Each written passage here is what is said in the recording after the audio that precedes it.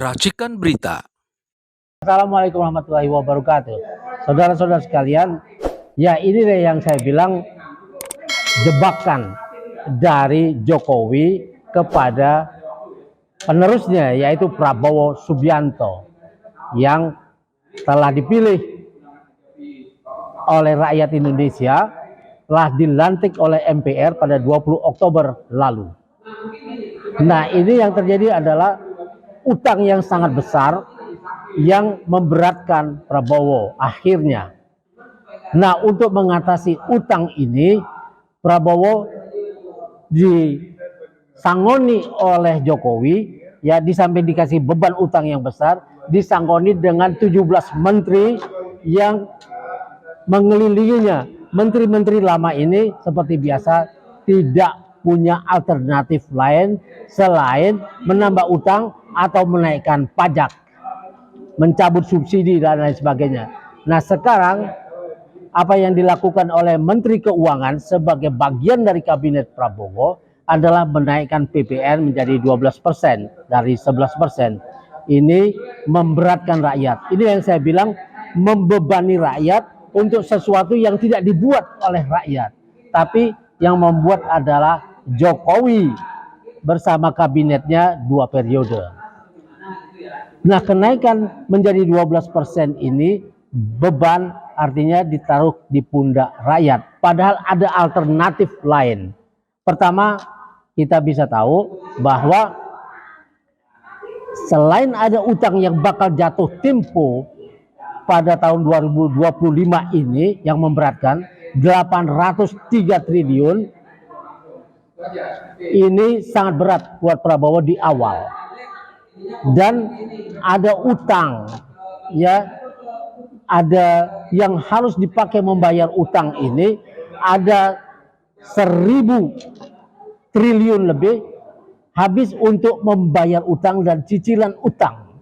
Nah, ini berat dari APBN yang 3.600 triliun itu.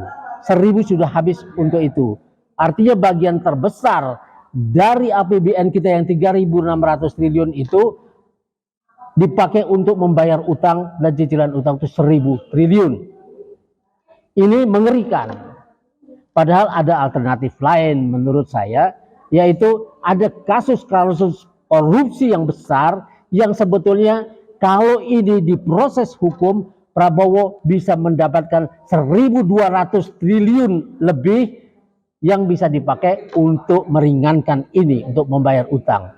Yang pertama adalah apa yang dulu sudah dilaporkan, yang sudah dibawa pada zaman Jokowi oleh Sri Mulyani Indrawati dan Mahfud MD ke Komisi 3 DPR, yaitu ada pencucian uang senilai 349 triliun. Ini duit yang sangat besar. Yang kedua, ada uang pajak yang dipakai hidup mewah oleh oknum-oknum penarik pajak. Dan ini orang-orangnya sudah jelas, sudah dilaporkan dengan nama-namanya. Jadi kalau ini diusut, Prabowo akan mendapatkan uang sejumlah itu. Yang kedua, ada penyelundupan emas senilai 189 triliun pada tahun 2020 dan pada tahun 2017-nya senilai 180 triliun. Artinya akumulasi keduanya menjadi 369 triliun. Ini besar. Hampir sama besarnya dengan pencucian uang itu yang 349 triliun. Kemudian ada kasus Sambo yang konon katanya melibatkan dana senilai 150 triliun. Siapa yang punya ini? Asalnya dari mana? Apakah dari judi online yang sekarang lagi rame, yang memang polisi dianggap membacking judi online ini? Itu 150 triliun. Kemudian ada PSN yang juga sangat besar, yang menurut PPATK sejak 2016 sampai tahun 2024 itu senilai 1.515 triliun. Dikorupsi 36,67 triliun. Artinya lebih dari 500 triliun dikorupsi di sini.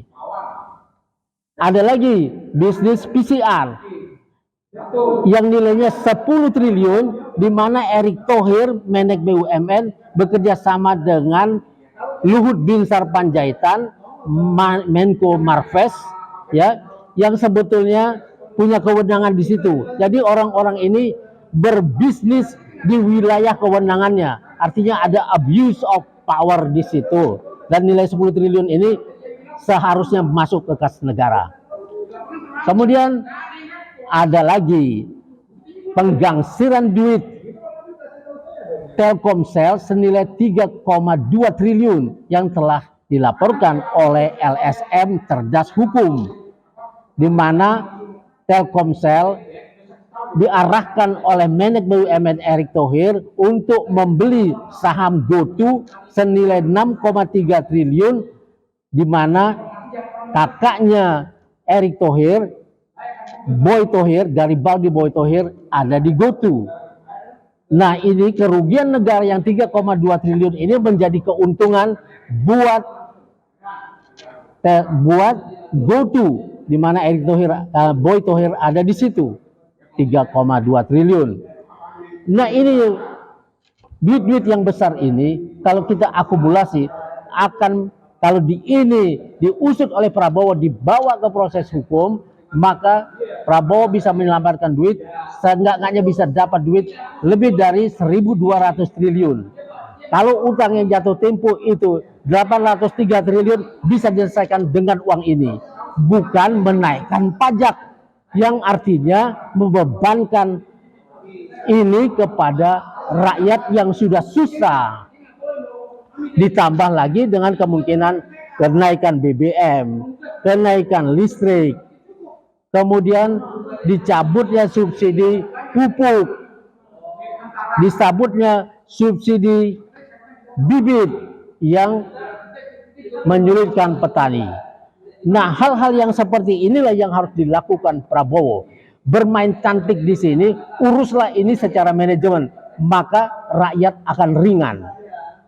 Kemudian, kalau mau melakukan hal yang besar, yang harus dilakukan Prabowo juga adalah mencabut PSN, di mana rakyat Banten misalnya yang mempunyai sawah-sawah dengan irigasi teknis ini akan hilang, padahal ini adalah lumbung beras selama ini.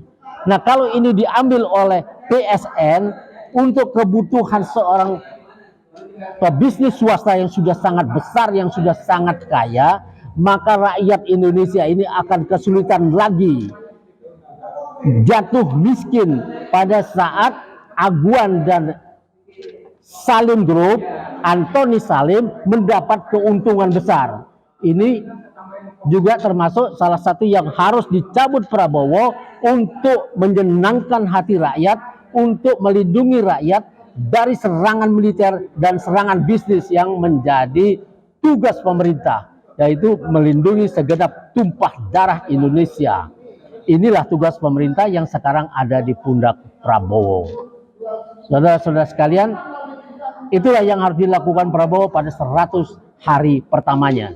Kalau ingin rakyat yang memang menyampirkan harapannya kepada Prabowo bisa hidup senang dan kembali menikmati negaranya yang nyaman. Wassalamualaikum warahmatullahi wabarakatuh.